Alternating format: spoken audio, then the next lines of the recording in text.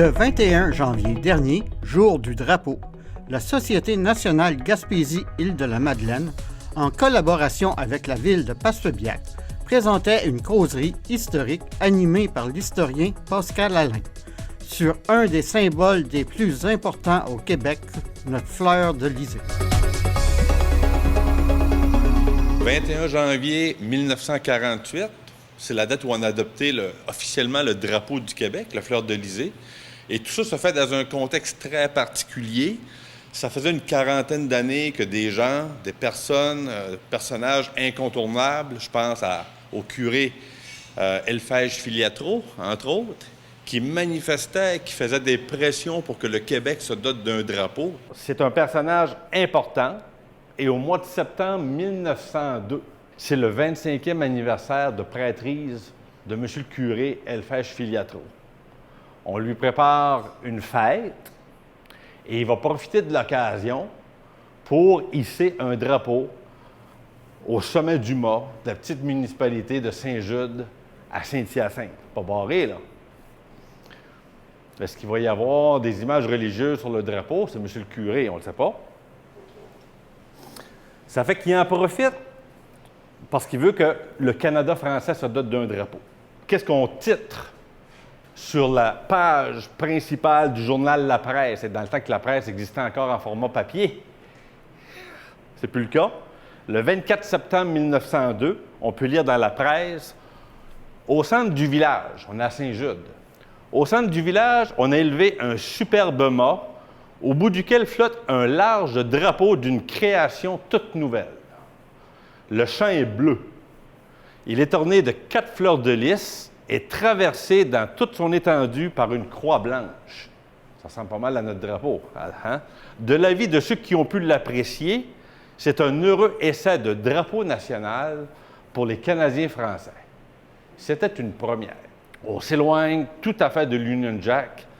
C'est plus du tout le même drapeau. Déjà, au début des années 1900, et il y a une vague nationaliste au début des années 1900 qui fait surface et qu'on fait pression au Canada français, au Québec, pour que, justement, le gouvernement du Québec adopte un drapeau qui serait le symbole de notre culture, de notre appartenance à la nation. La fameuse bataille de Carillon, qui survient le 8 juillet 1758, durant la fameuse guerre de la Conquête, ou guerre de 7 ans, comme vous voulez. Victoire française, parce qu'il y en a eu quand même. Bataille qui oppose évidemment la France et l'Angleterre. Ça prend un vainqueur en Amérique du Nord. Ils se battent depuis la guerre de la Conquête, officiellement 1754. Le continent est trop petit pour deux puissances. Ça prend un vainqueur. Fait que la France et l'Angleterre s'affrontent en Amérique, grosso modo, depuis qu'ils sont installés en Amérique, depuis le début des années 1600. Ça fait 150 ans que ça dure. Puis quand on arrive dans les années 1750, bien là, ça prend un vainqueur. Le vainqueur, bien, ça serait les Britanniques avec la fameuse conquête de 1760. Le fort Carillon, là, c'est dans l'État de New York actuel. En rouge, vous avez la colonie des Anglais, la Nouvelle-Angleterre, tout le long de la côte est américaine. En bleu, vous avez la Nouvelle-France, la colonie des Français.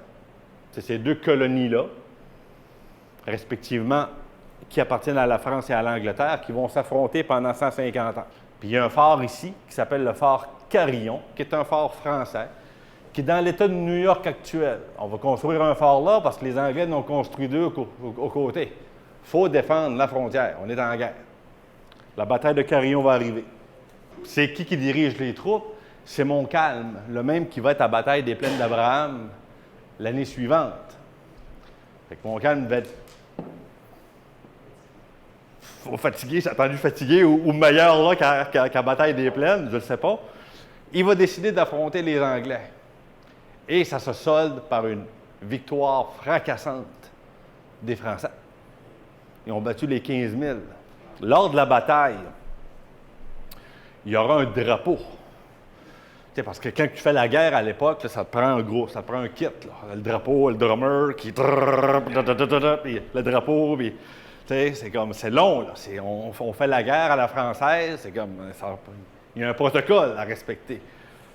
Fait qu'il y avait un drapeau à cette époque-là, le drapeau de Carillon, qu'on se serait inspiré, que M. Filiatro se serait inspiré pour développer son drapeau qu'il va faire flotter dans le ciel de Saint-Jude.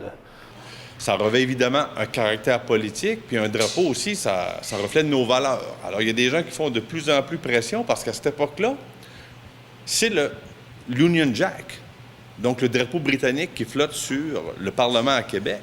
Et c'est le drapeau dit officiel du Québec, puisqu'on est une colonie, puisqu'on a eu la conquête de 1760. Alors, ça a pris une quarantaine d'années, pas moins, avant que justement ça porte fruit et que toutes les démarches aboutissent à l'adoption d'un drapeau. Il y aura une multitude de versions, innombrables, et on va s'approcher d'une version officielle dans les années 40. Et il y a des gens qui vont travailler vraiment dans, je dirais, loin des caméras, hein, sous la couverture, parce qu'on dit que c'est Maurice Duplessis qui est le père du drapeau québécois, mais c'est pas lui qui a travaillé le plus, c'est lui qui il a récolté le prestige qui va avec ce geste-là. Mais René Chaloux, un nom incontournable, alors un député indépendantiste de l'époque, qui va travailler vraiment, pas secrètement, mais son nom va être oublié aujourd'hui. Dans une de ses premières motions, là on est dans les années 40, là, OK? Au printemps 47, un an avant d'adopter le drapeau, il va dire ceci, il invite le gouvernement du Québec à arborer sans délai sur la tour centrale de son hôtel un drapeau nettement canadien. Canadien à l'époque, il faut toujours revenir à ça, c'est comme québécois. Le terme québécois n'existait pas dans les années 40. Alors, il veut un drapeau nettement canadien et qui symbolise les aspirations du peuple de cette province. Et le 24 avril 1947, il va se lever en chambre et il va dire ceci.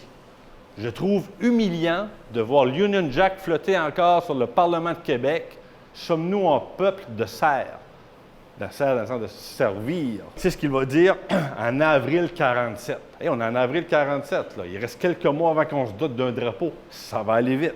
Et le premier ministre de l'époque, vous le savez, je vous le répète, c'est Duplessis, premier ministre du Québec de 1944 à 1959, son deuxième mandat, en tout cas au deuxième, troisième, quatrième, bon. Puis il va créer, lui, hey, quand on ne veut pas régler de quoi, là, puis qu'on veut que ça traîne, qu'est-ce qu'on fait? On crée une commission, un comité, une commission parlementaire. Quand on veut prendre, on sait que ça va durer éternellement, puis on va repousser les décisions. On fait encore ça aujourd'hui. Fait qu'il va créer, parce que lui, il ne veut pas se mettre à dos les Québécois anglophones, arriver avec une bannière trop séparatiste ou trop québécoise ou trop francophone. Fait qu'on va créer une commission. Ça va prendre du temps. On est après la guerre. On est après la Deuxième Guerre mondiale et il y a une pression supplémentaire qui est faite sur le gouvernement pour que le Québec se dote d'un drapeau qui lui soit propre. Il ne faut pas oublier qu'il y a eu 100 000 Canadiens français, ou 100 000, oui, 100 000 Canadiens français qui sont morts durant la Première et la Deuxième Guerre mondiale. Et sur leur casque, ils avaient le drapeau de la Grande-Bretagne. Alors, pour plusieurs, à cette époque-là, ça en était trop. Rapidement, il va se sentir coincé. Il va voir que René Chaloux, lui, il veut accélérer les affaires. Il veut que ça aille vite. Il veut qu'on se dote d'un drapeau. Lui, il met le pied sur le frein. Mais Chaloux, il ne peut pas tout le temps le tenir. Chaloux, il fait partie du comité. Il veut que ça aille vite. Alors, le 2 décembre 1947, on est quasiment à un an de l'adoption du drapeau. Chaloux va déposer une nouvelle motion au gouvernement et il demande au gouvernement de se doter au cours de la présente session, donc c'est bientôt, parlementaire, à l'exemple de la Nouvelle-Écosse qui venait d'adopter un drapeau, il faut se doter d'un drapeau véritablement québécois. Alors c'est ce qu'il dit en décembre 1947. Il y a un personnage qui va beaucoup aider Chaloux, deux personnages qui ne s'aiment pas nécessairement, quoique Duplessis était très religieux, vous le savez, mais ça dépend. Il y en a qui aiment moins. Et je vous ai parlé tout à l'heure de Lionel Groulx, l'abbé Lionel Groulx, qui croyait dur comme fer à l'identité des Québécois, à leur appartenance, pour ne pas dire à leur indépendance, même si le mot à l'époque existe plus ou moins, mais une figure très forte du nationalisme québécois de l'époque. Et Chaloux et Groulx s'entendent bien. Ils se parlent souvent. Il y a du va-et-vient, Groulx l'appuie, etc. Fait que deux visages d'une époque incontournable. André Laurando, je ne sais pas si c'est un nom qui vous dit quelque chose. un grand intellectuel québécois qui va fonder le Bloc populaire, va aussi donner un coup de main précieux à René Chaloux pour l'adoption d'un drapeau. Mais lui, il n'est pas chaud. Puis c'est son expression à lui. C'est pas de moi. Si vous faites moindrement de fouilles, il n'est pas chaud à ce qu'on adopte un drapeau à forte consonance séparatiste. Il devait dire séparatiste dans le temps, et non pas tista. Donc pour lui, il qualifie lui-même le drapeau de Delphège-Filiatro trop séparatiste et trop francophone. Alors, il n'est pas chaud à l'idée d'adopter ce drapeau-là, pas du tout. À partir de 1948, ça déboule. Fait qu'en janvier 1948, le Conseil des ministres de Maurice Duplessis, il n'y a pas grand femme autour, hein? Toutes des messieurs. Il n'y avait pas beaucoup de femmes en politique à l'époque. Fait qu'en janvier, on voit la photo est éloquente, hein? Le chef, comme on l'appelait. Le 21 janvier 1948, le drapeau sera officiellement adopté. Duplessis va respirer mieux. Il sent qu'il y a une adhésion pour ce drapeau-là. Il vérifie. Il va même vérifier auprès des anglophones du Québec si le projet passe bien. Le journal de Gazette, qui est un journal important anglophone à l'époque, on applaudit même pas de réticence. C'est bien reçu. Il va aller voir le chef de l'opposition libérale à l'époque. Ça devait être Adélard Godbout, je pense bien, qui était son opposant. Puis tout le monde est comme d'accord avec... tout le monde se rallie. Puis c'est le 21 janvier, quand je vous disais tout à l'heure que ça s'est décidé rapidement, le Fleur de Lysée, ça c'est Duplessis qui dit ça, là, en chambre le 21 janvier à 11 h, avant midi, avant d'aller dîner. Là. Le Fleur de Lys flottera aujourd'hui à 3 h. OK. Sur la tour centrale du Parlement, les fleurs de lys pointeront vers le ciel. Non, ils pointent vers le centre. Il n'en a pas trouvé de drapeau. Il reste 4 heures pour en trouver un. Les fleurs de lys pointeront vers le ciel, qui, lui, se disait, ça va être ma petite distinction en moi par rapport au drapeau de Filiatro. Les fleurs de lys ne pointeront pas vers le centre, ils vont pointer vers le ciel. Mais il n'a pas trouvé. Tu sais, ça se coupe pas si bien que ça à partir de 11 heures, là, OK? Coupe-moi ça, là. T'sais. Idéal de l'Union nationale, hein? Va pointer vers le ciel. Alors, celui-là, c'est la version février 48. Mais à 11 h, il dit, en chambre, il va y avoir un drapeau après-midi qui va flotter. Cet après-midi, quand on va siéger tout le monde ensemble. Alors, c'est Duplessis qui va l'éclipser, fidèle à lui-même. Et c'est en 1948 que le drapeau sera officiellement hissé sur la tour centrale du Parlement à Québec. Et c'était le 21 janvier 1948, il y a 76 ans aujourd'hui.